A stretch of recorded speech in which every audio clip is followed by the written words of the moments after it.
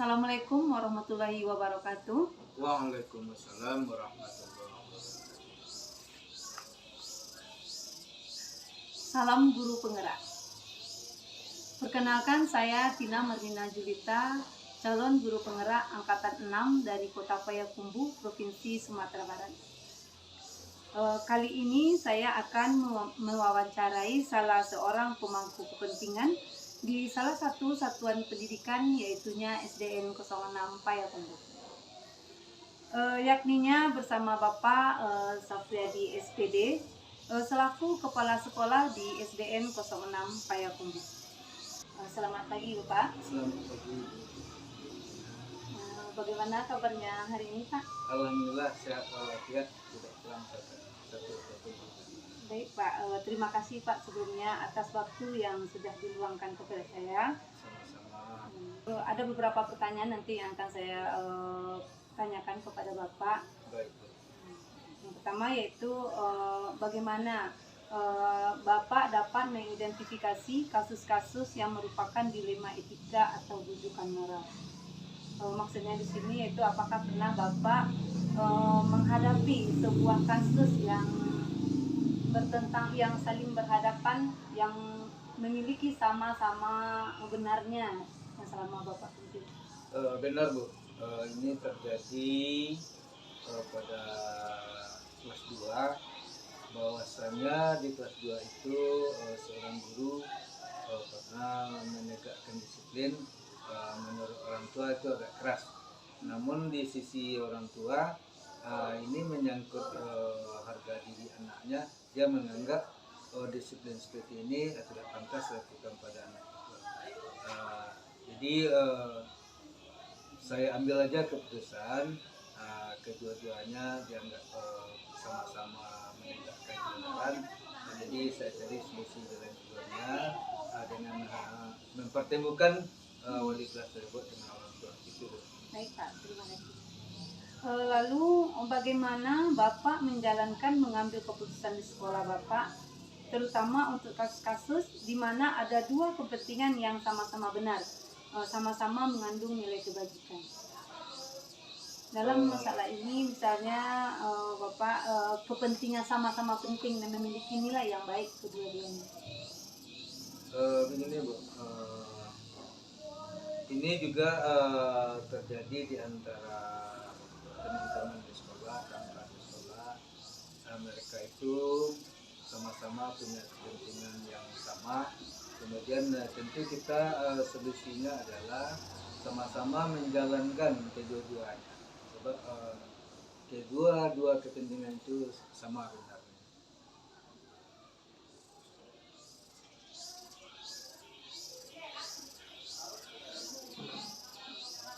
Lalu langkah-langkah atau prosedur seperti apa yang biasa Bapak lakukan selama ini? Untuk problem-problem yang terjadi di sekolah, tentu kita mengambil suatu kebijakan yang tidak merugikan kedua belah pihak. Tentu dalam hal ini kita mengambil keputusan itu dengan betul-betul memperhatikan sisi keuntungan dan kerugiannya. Gitu.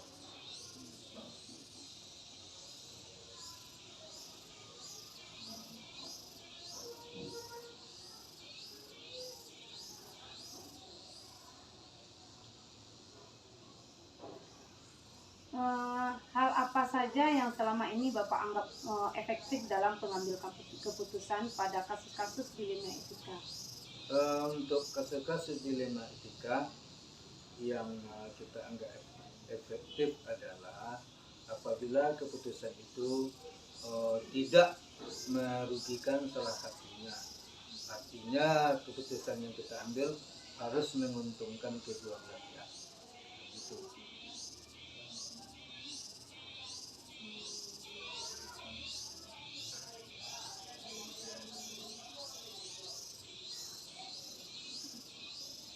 Lalu hal apa saja yang selama ini yang merupakan tantangan dalam mengambil keputusan pada kasus-kasus dilema etika?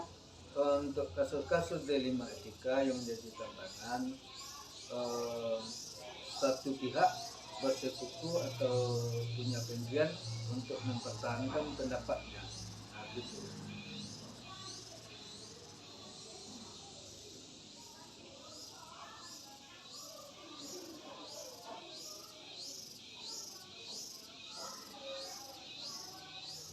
Sementara kita harus memilih dari salah satu ya Pak ya. Nah, ya benar.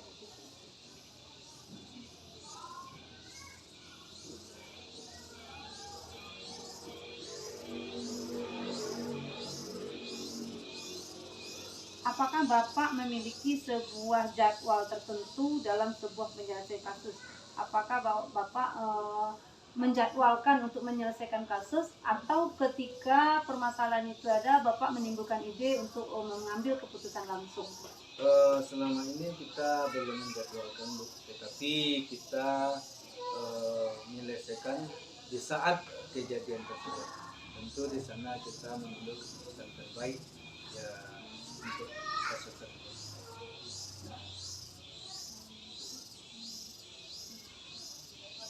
Apakah ada seseorang atau faktor apa yang selama ini yang mempermudah atau membantu Bapak dalam mengambil keputusan? Ada, Bu. Selama kita mengambil keputusan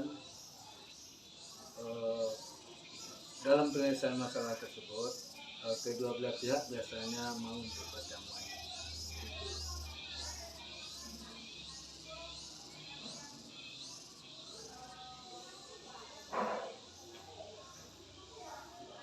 Dari semua hal yang telah disampaikan, pembelajaran apa yang dapat Bapak petik dari pengalaman Bapak dalam mengambil keputusan di lima etika tersebut?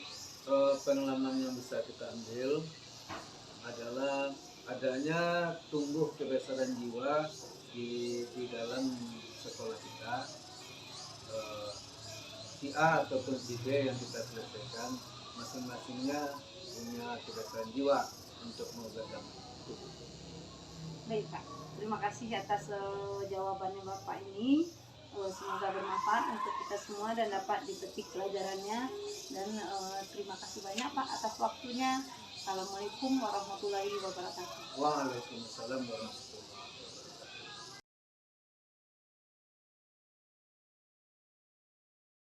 Assalamualaikum warahmatullahi wabarakatuh.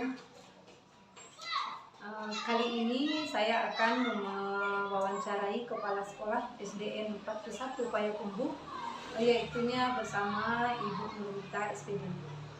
Selamat siang Ibu. Iya, selamat siang. Bagaimana kabarnya hari ini Bu? Alhamdulillah baik. Baik Bu, pada pertemuan kali ini saya akan mengajukan beberapa pertanyaan kepada Ibu. Ya, silakan.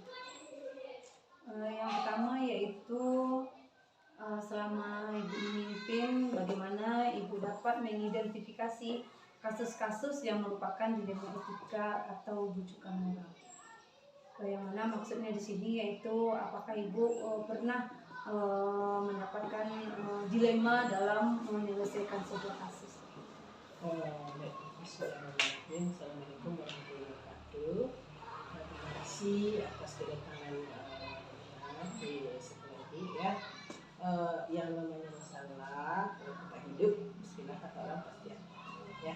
Tapi ada masalah yang rumit, ada yang tidak yang biasa ya. Indikasinya kita lihat dari keadaan sehari-hari, apakah keadaan itu normal atau tidak. Kalau seandainya ada gangguan itu kita sebut sebagai masalah.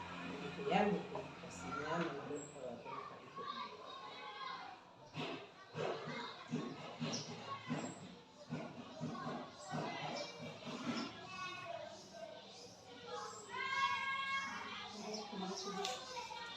Selanjutnya, bagaimana Ibu menjalankan mengambil keputusan di sekolah Ibu ini, terutama untuk kasus-kasus di mana ada dua kepentingan yang sama-sama benar atau sama-sama mengandung nilai kebajikan.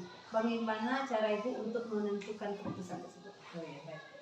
Jika ada masalah yang rumit, biasanya kami di sini di SD Payakumbuh selalu mengedepankan azas musyawarah atau diskusi. Apapun masalah baik kecil ataupun besar, kita biasanya berembuk bersama atau berdiskusi, itu kita sebut dengan istilah musyawarah. Nanti apapun hasil keputusannya, kalau sudah diputuskan bersama itu yang kita bisa seperti ini yang dilakukan di sini. Alhamdulillah sampai saat ini segala masalah bisa diatasi. Melalui musyawarah bersama Ibu. Lalu bagaimana langkah-langkah atau prosedur seperti apa yang biasa Ibu lakukan untuk menentukan satu keputusan tersebut? Mungkin ada masalah dari pribadi ya, atau masalah umum seperti masalah di sekolah, masalah kita bersama, itu biasanya Bu masalahkannya melalui rapat atau diskusi dengan mengajukan beberapa pertanyaan secara bersama apa yang akan kita khususkan untuk masalah ini. Mungkin bersama yang bersangkutan dan nasihat dari pengawas kita lakukan itu juga dianggap sangat penting, bisa seperti itu yang dilakukan. Terus lagi hal apa saja yang selama ini Ibu anggap efektif dalam mengambil keputusan pada kasus-kasus di lingkungan? Yang paling efektif itu ya pertama ya dari ini membicarakan hal mungkin kalau nggak bisa dia lakukan secara bersama, kita kemudian kita bicara dan hati-hati karena betul ya salahnya, agar dia mungkin nggak kami menceritakan kepada kita, jadi kita ambil secara ketika Ibu berhadapan dengan suatu keputusan antara dua pilihan yang sama-sama benarnya, ketika harus menentukan pilihan tersebut, yang pilihan yang mana yang lebih paling dominan Ibu pilih? Jika ada dua keputusan yang sama-sama dianggap sangat penting ya, kita utamakan yang banyak manfaatnya untuk bersama. Kita pilih ini sekian orang, kita usahakan yang paling bermanfaat untuk Kepentingan bersama.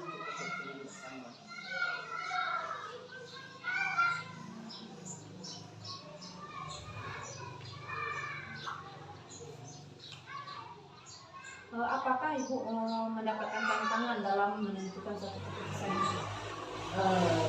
Alhamdulillah kadang-kadang ya tidak ada tantangan ya, tapi kalau kita bersama, Ibu mengutamakan bersama itu apapun keputusan, insya Allah bisa kita atasi, bisa kita bersama. Tapi kalau seandainya ada yang menentang atau bagaimana, itu kita anggap sebuah ilmu besar, dan kita akan ajukan surat ya, mungkin ke pengawas atau ke komisi kita atau ke lurah atau ke yang lebih di atas kita bisa menentukan.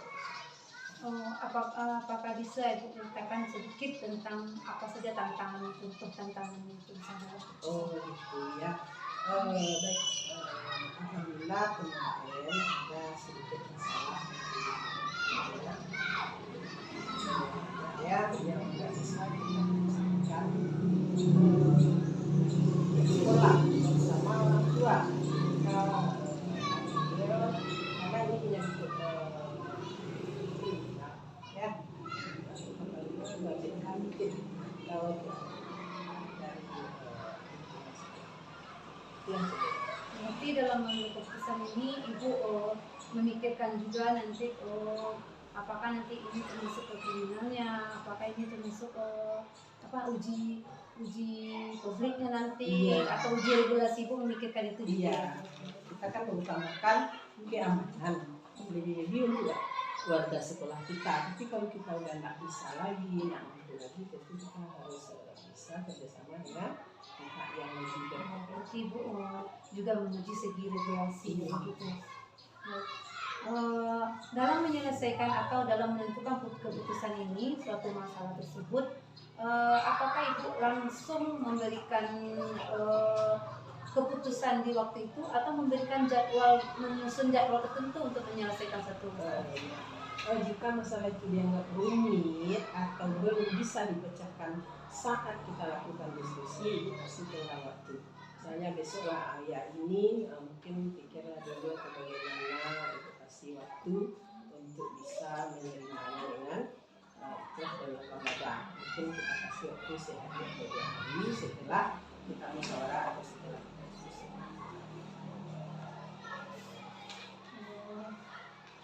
Apakah ada seseorang atau faktor yang selama ini mempermudah ibu untuk membantu ibu dalam mengambil keputusan dalam kasus-kasus di rumah kita? Ya, alhamdulillah ada. Kami di sini menemukan kebersamaan, terutama yang muda-muda yang berpotensi itu sangat mendukung. Misalnya yang senior ya ada masalah dengan misalnya keputusan pengolahan nilai IT. Sekarang kan zamannya IT. Yang senior udah ngaku udah bisa, tapi alhamdulillah yang muda-muda itu sangat cepat bisa membantu dengan segera. Karena kita di sini mengutamakan musyawarah, mengutamakan kerjasama, apapun nanti hasilnya kita bersama, itu yang dilakukan. Yang bawa anak ibu dibantu oleh ibu. Ya. Ibu bermusyawarah dengan seluruh warga yang ada di sekolah. Dari semua hal tersebut, pembelajaran apa yang dapat ibu ambil dalam mengambil keputusan? Alhamdulillah pembelajaran yang bisa kita ambil yaitu tentang memutuskan sesuatu itu jangan kita yang memutuskan, kalau bisa keputusan bersama seperti azas dalam Pancasila kita sila keempat ya. Nah, itu yang dilakukan. Nanti kalau seandainya kita yang memutuskan sendiri tanpa ada kesepakatan, tentu kita nanti akan dihujat ya atau bagaimana ya. Nah, jadi kita utamakan keputusan itu dengan sama, itu yang paling ibu hargai ya. Ibu tidak mengutamakan hasil keputusan ibu sendiri. Iya.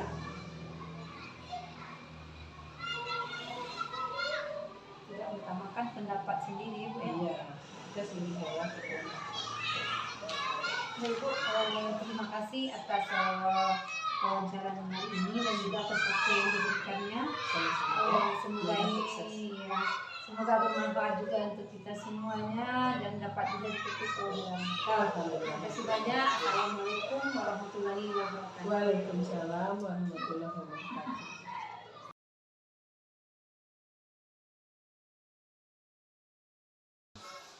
Kali ini saya akan mewawancarai Kepala Sekolah SDN 57 Payakumbuh, yaitunya bersama Bapak Satria Ferry SPD. Selamat siang Pak. Selamat siang. Bagaimana kabarnya hari ini Pak? Alhamdulillah sehat. Baik Pak, terima kasih atas waktunya yang diberikan. Untuk beberapa menit ke depan saya akan mengajukan beberapa pertanyaan kepada Bapak. Baik, yang pertanyaan yang pertama yaitu selama ini bagaimana Bapak mengidentifikasi kasus-kasus yang merupakan dilema etika atau bujukan moral? Terima kasih. Tentunya sehubungan dengan dilema atau permasalahan yang ada di sekolah dan mengingat atau kita kenal dari permasalahan yang ada, baik itu dilema atau bujukan moral, itu dua hal yang berbeda. Yang pertama itu kita harus menyikapi bagaimana faktor atau dasar dari kita mengidentifikasi permasalahan yang ada. Yang jelas kita harus mengenali permasalahan itu cenderungnya itu apakah tergolong kepada dilema ataupun pada bujukan moral. Nah, jadi kalau seandainya kita sudah memastikan apakah itu termasuk ke dalam dilema atau permasalahan yang urgen atau bagaimana, itu yang pertama. Yang kedua, objeknya apa?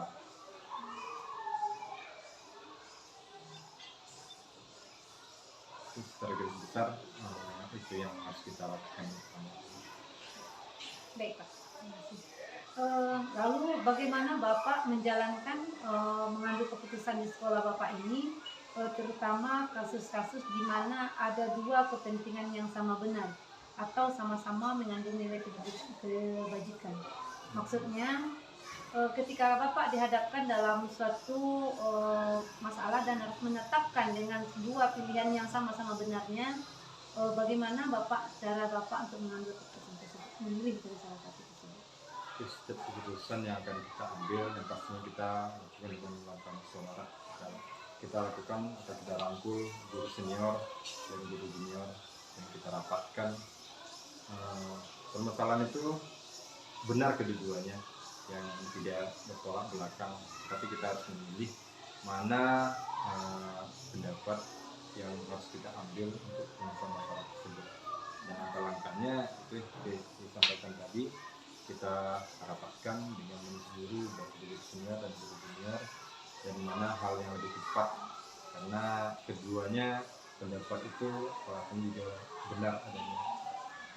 Berarti Bapak menetapkan, memutuskan hal yang lebih penting seperti itu. Mana yang lebih penting itu Mana yang yang penting itu yang kita ambil keputusan.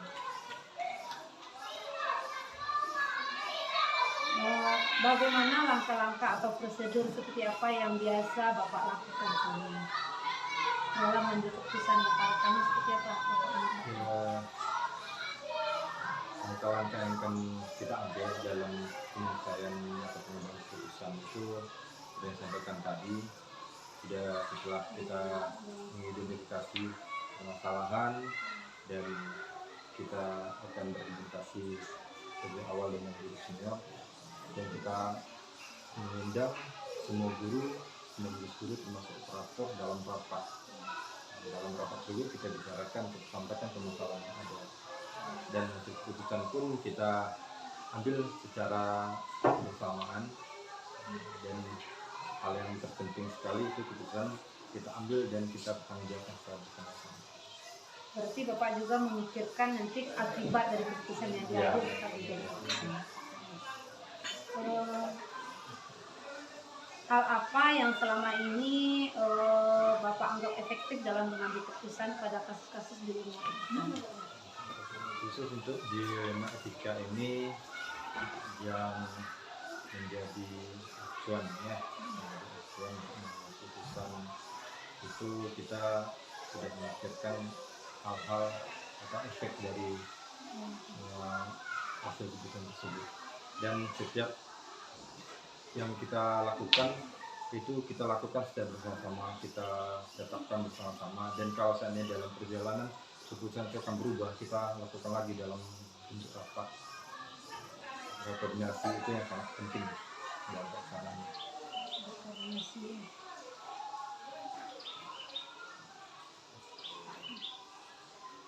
Hal apa saja yang selama ini merupakan tantangan dalam mengambil keputusan pada kasus-kasus dilema etika?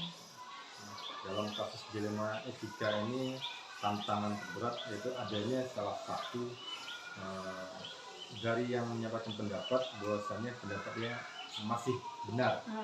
Jadi untuk itu saling menganggap benar ya Pak ya. Jadi karena kedua pendapat tersebut benar, makanya kita ambil skala prioritasnya bagaimana, yang paling tepatnya apa. Jadi kalau seandainya dia beberapa pendapat kita kumpulkan, bisa dikatakan itu silent voting bagaimana, dan kita pun tidak tertutup untuk saran dari guru-guru lain.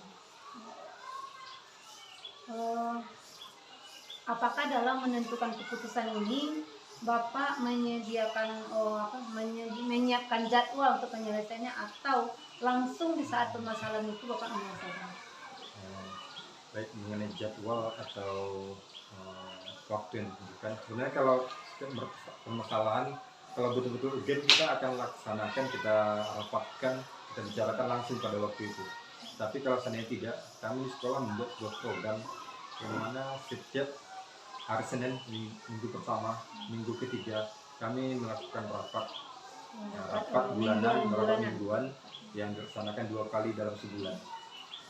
Mungkin itu waktu yang kami tetapkan kalau setiap permasalahan yang ada di sekolah, meskipun itu objeknya fisik sekolah ataupun terhadap peserta didik. Itu yang tidak terlalu urgent ya Pak ya, membutuhkan waktu untuk menyelesaikan suatu permasalahan. Dalam menentukan keputusan ini, apakah ada seseorang atau faktor-faktor apa yang mempermudah Bapak untuk menetapkan suatu keputusan? Yang pastinya itu faktor pengalaman dari guru senior itu sangat kita butuhkan. Yang mana mereka lebih banyak mengenal atau menghadapi permasalahan yang ada. Tapi meskipun demikian, setiap permasalahan faktor pendukung pertama yaitu selain pengalaman guru senior, kita juga meminta beberapa guru yang sudah mungkin katakanlah sudah beberapa sekolah kerja yang tempatnya itu mungkin lebih banyak pengalaman lagi daripada guru yang menetap di salah satu sekolah. Berarti Bapak dalam menentukan suatu keputusan tidak hanya mengutamakan pendapat sendiri, Ya. tapi juga meminta saran dari yang lainnya ya. Berarti dari semua yang telah Bapak sampaikan ini, pembelajaran apa yang dapat Bapak ambil dari pengalaman Bapak selama ini mengambil keputusan? Baik, pelajaran yang dapat kita ambil dalam mengambil sebuah keputusan, yang pertama, setiap permasalahan itu pasti ada solusinya. Yang kedua, setiap permasalahan itu sebaiknya diselesaikan secara bersama-sama.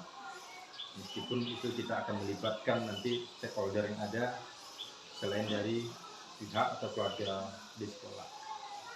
Dan keputusan tersebut kita harus ambil dalam musyawarah dan kita selesaikan sebaik mungkin, yang pastinya dengan berkoordinasi dalam setiap pelaksanaan.